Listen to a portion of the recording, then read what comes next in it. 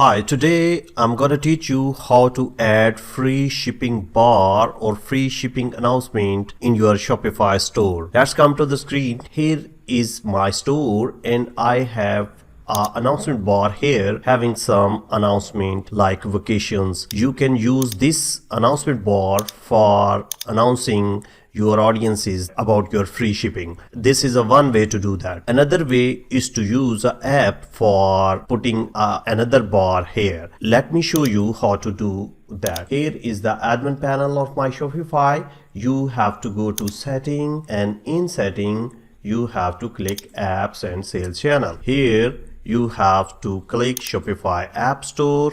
Now you will search free shipping bar. Here we go. Now here is the application that we are going to install. Click this, add app. Here we go. Now install the app. We have installed the app and you can see some extra information here. Now it is the dashboard of app and we are going to create a new bar. Click here. Here is the templates that you want to use. I'm going to use this. Here we go. Now name your bar and free shipping goals, free shipping order over 100 RS, or you may type it here, or there are a lot of information here. You can easily read the field and the related information. Congratulations, you have got the shipping.